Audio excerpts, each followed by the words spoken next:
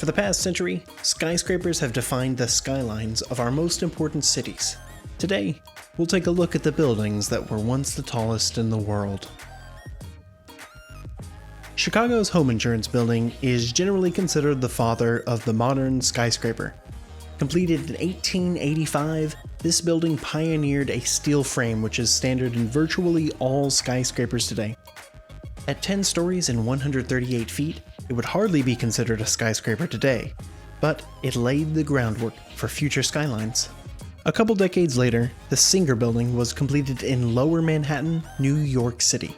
The 47-story office building featured a 12-story base and a tower set back from the street, which reached the building's full height of 612 feet.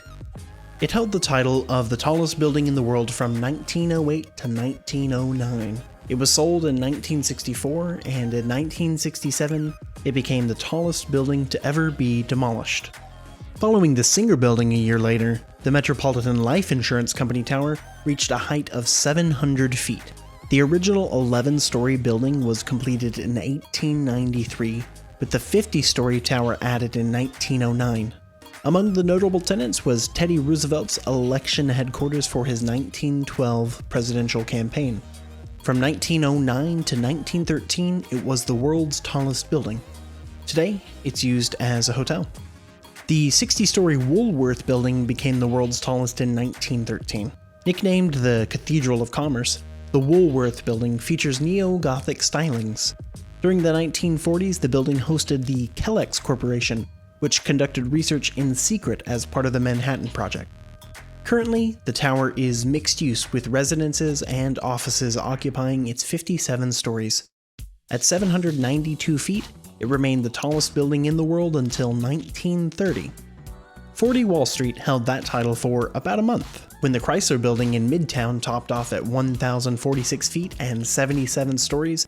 The architects of 40 Wall Street wrote a newspaper article claiming that their building was actually taller because it had higher usable space. They felt the Chrysler Building's ornamental spire should not be considered in the building's height, thus giving their building the title. This petty squabble over height and the building's 1939 foreclosure suggest a theme which carries over to the building's current landlord, the only guy who puts his name on more stuff than Tyler Perry. This sort of debate over whether or not to include spires or antennas in a building's official height continues to this day. More on that later. As anyone who has visited the Empire State Building knows, it surpassed the Chrysler Building in 1931 as the world's tallest. Seriously, like half of the tour is dedicated to trashing the Chrysler Building, almost 90 years later. The Empire State Building's roof is 1,250 feet high, with a spire reaching 1,454. The Empire State Building is perhaps the most iconic piece of architecture in the United States, if not the world. Quick tangent, it bothers me when people go to the 86th floor observation deck and say they went to the top of the Empire State Building, because in fact they did not. To go to the top, as in the secret 103rd floor, you have to be like Taylor Swift. In terms of aesthetics, I might give a slight edge to the Chrysler Building. Both feature a lovely Art Deco style, but I prefer the Chrysler Building's look, if just slightly. The modern Manhattan skyline doesn't do the Chrysler Building any favors though. There are plenty of vantage points from Queens, Brooklyn, and New Jersey, from which the Empire State Building appears substantially higher than anything close to it. But the Chrysler Building is surrounded by other towers of similar height. In the way that other tall buildings keep their distance, the New York skyline respects the Empire State Building in a way that it doesn't the Chrysler.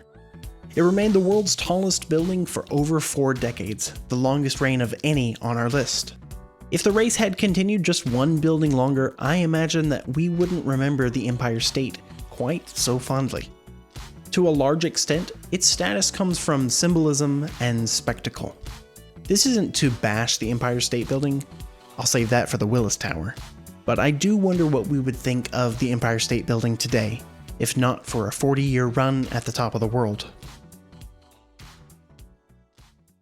Up next is another building, or rather a pair of buildings that we would likely remember differently, if not for the symbolism and spectacle later attached to them. The World Trade Center's Twin Towers were largely controversial when they were completed between 1970 and 1971. The modern design of the buildings was once considered an eyesore.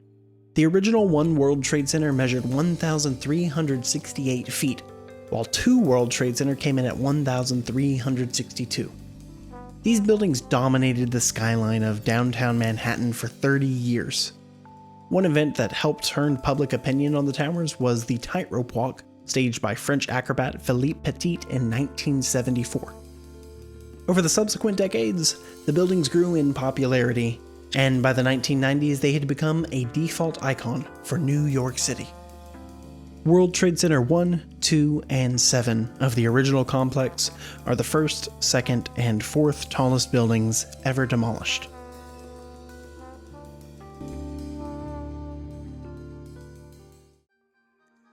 Chicago's Sears Tower is our last entry in the Western Hemisphere. It's also probably the ugliest building on this list. At 1,450 feet, the Sears Tower, which has since been renamed the Willis Tower, is dark and foreboding.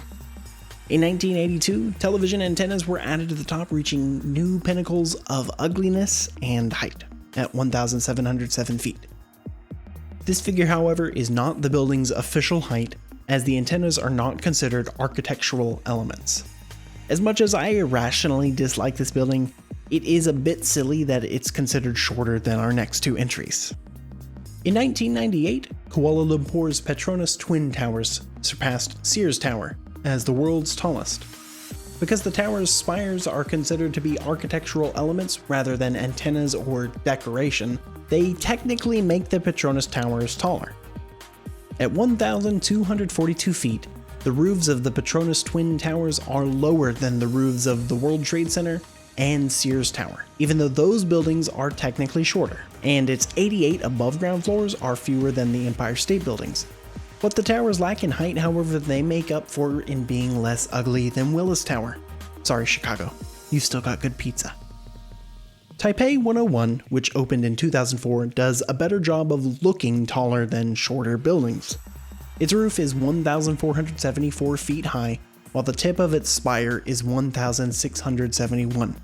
Less than 1,000 feet from a major fault line in Taiwan, the structure is designed to withstand the strongest earthquakes in the region. In fact, during construction in 2002, an earthquake caused a crane to fall from the 47th floor. The structure, however, survived with no major damage, and construction resumed after a few days. By all definitions, top floor, roof height, or tip, the Burj Khalifa is the tallest building on Earth today. This building has 163 floors above ground, topping out at 1,918 feet. The building's spire alone, which brings the height up to 2,717 feet, is taller than the Woolworth building. The Burj Khalifa has 900 residences, as well as offices, restaurants, and a hotel, not to mention its indoor and outdoor swimming pools. There's an observation deck on the 124th floor, which, despite being 40 stories from the top of the building, is named at the top. So unlike the Empire State Building's observatory, I might forgive you for saying that you went to the top of the Burj Khalifa. This tower defines one of the world's most exciting skylines in Dubai. Well, that should wrap things up for today. I hope you enjoyed this look at the history of the world's tallest buildings, and if you did, hit the like button or leave a comment down below. I've got some great projects in the pipeline, so be sure to subscribe to keep up with everything on this channel. And as always, thanks for watching.